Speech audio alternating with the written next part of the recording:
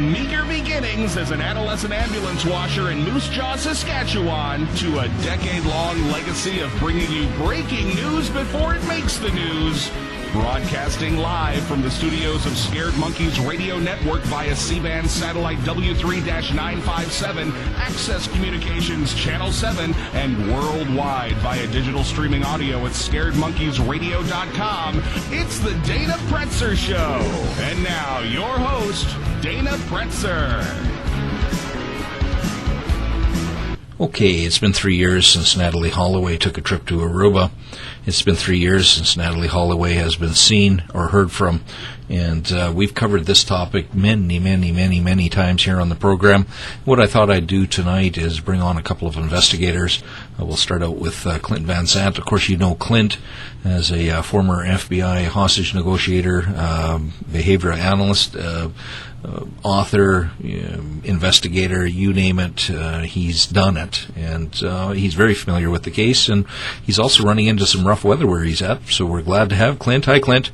Hey, good evening. Yeah, it is. I mean, that was, tough times. Aruba for Natalie Holloway, I can't compare my condition to hers, but I've just spent the last hour in a bathroom in the basement, which is about the most secure place we have in our house, as tornadoes are going north and south of us here, so we're in the middle of a lot of weather right now. Oh, it's not good, so stay safe, my friend. 3 years, I know you covered the Holloway case pretty much right from the beginning. Did you ever think that 3 years later you and I would be talking about it and still no conclusion? Well, I really did, unfortunately. I was down in Aruba right afterwards. MSNBC sent me down to cover the story, and I was down there for a couple of weeks. I went to all the, alleged crime scenes, various locations. And, for those true believers, too, at the time I was going down, I had a number of psychics who heard I was going down through MSNBC. They told me exactly where she would be found. Of course, 3 or 4 different psychics told me, at least 3 or 4 different spots. So I went down there, and in all honesty, everything else I did, I went to those locations. And I can tell you firsthand, she wasn't where the psychics told me to. So for those out there whose answer to me for 3 or 4 years has been, why don't you just contact a psychic? Why don't you get Sylvia Brown? The answer is no.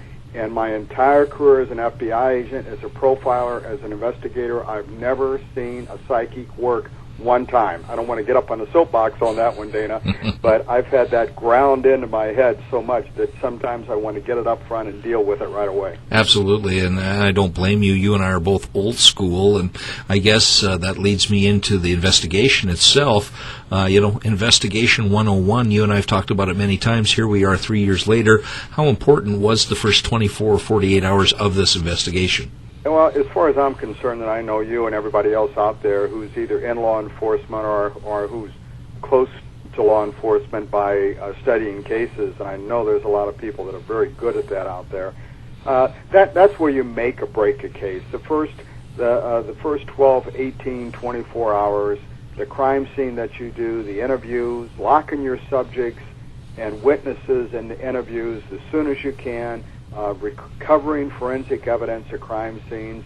If you don't get those things, I guess the analogy, and it's rather a poor analogy, but it's still, if you look at the John Benet Ramsey case, that same thing. The witnesses were not locked in, the crime scene was not secure, and that case, of course, is still cold, and here we are a decade later. But, we're talking about Natalie Holloway. And, it's still, every few months, I would, I'll be on a television show, or I'd talk to Natalie's mother, Beth, or I'd talk to a relative or something. There was a time when Natalie's relatives would call me up, and they'd bounce ideas off me. And as you know, when I was in Aruba, I had a chance to talk to one of the Cowpole brothers, who, to me, are still 2 of the 3 prime suspects that have never gotten off square one as far as I'm concerned. And I remember at the time talking to one of the Cowpole brothers, and I asked him, I said, you think this case will ever go away, whether Natalie is found or not? And he said, no, he said, it'll never go away. He said, Beth will never get it. He says, she'll stay at us forever. Well, I think Beth, Natalie's mother, tried to do that. She could be no more tenacious.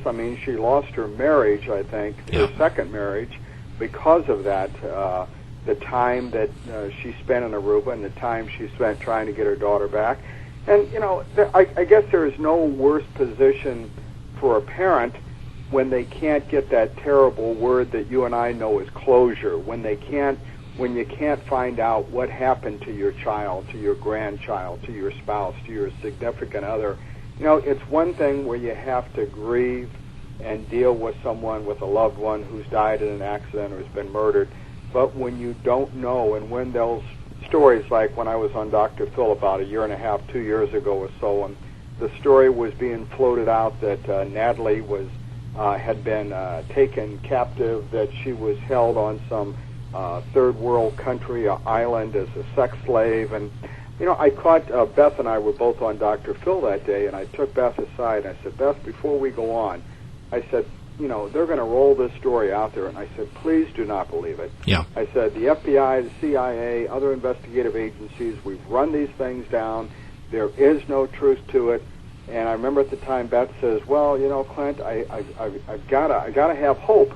I said, Beth, you can have hope, but don't have false hope. And I think that's the challenge that has confronted her and the investigators, at least back in the States, the frustrated FBI agents who went to Aruba and who weren't allowed to work the case because the Aruban police shut them out of it, wouldn't let them into it. The private investigators, the people who follow your show so closely, and others who have a feel for who the suspects were and what was going on in the case. I mean, to me, again, we have never gotten away from the two Calpo brothers. We have never gotten away from Joran van der Sloot. We've come full circle, but those three, and especially if you recall very well about 6 months ago, where the Dutch undercover reporter got somebody up close to Joran van der Sloot, and then they taped his conversations in the car, and he all but admitted he had something to do with Natalie's death. Right. And the judge in Aruba says, well, this guy's lied so many times we can't tell truth from fiction, so we can't hold that against him. So, I mean, you can't even admit to murder and get charged with it down there, it looks like. That is so true, and if you're just joining us, Clint Van Zandt is here, and we're looking at the Natalie Holloway investigation 3 years later. We've used the term corruption, and we used the term bungling, and just inability, inexperience, you name it. The investigators, the people that have had their hands tied because of the lack of cooperation from Aruba, Clint. But yet you still see stories being floated out there. Now there's one that's going around about a telephone bill, and Beth was on her way to Aruba before she was even advised that Natalie was missing. All this speculation and wild crap. It does nothing to solve the case, but it also must be terrible on the family to have to sit and stomach this sort of stuff. Well, I think it is.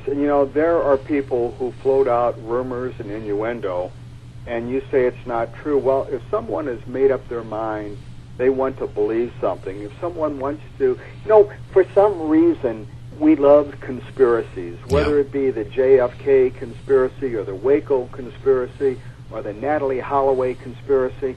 I mean, people want to believe there's this massive, secret government, family, police, money, Jewish, whatever it is, organization out there that has corrupted everything but that is conspiring against us all, and that somehow all of these people were able to come together. And, it's like when TWA 847 went down, and I got into I was being interviewed one time by Pierre Salinger, who was former President Kennedy's press secretary, and Pierre Salinger was the one who floated out the theory that that TWA flight, after it left New York City, had been shot down with a Navy missile fired from a U.S. naval ship.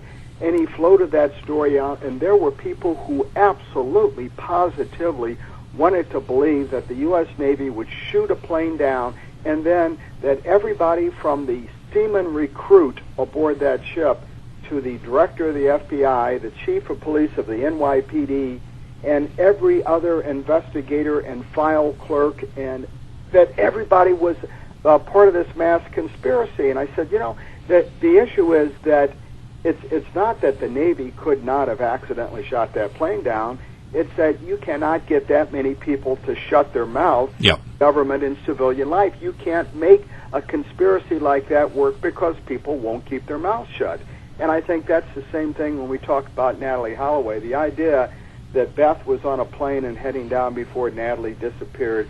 You know, people roll that out because they want to believe something different. Whether they want to... When I was down in Aruba, I had anywhere from taxi drivers to cops, Aruban cops, that would tell me, oh, we know absolutely that Natalie and her mother didn't get along together, so what really happened is that the Kalpoe brothers and Joran van der Sloot, actually, Natalie came to them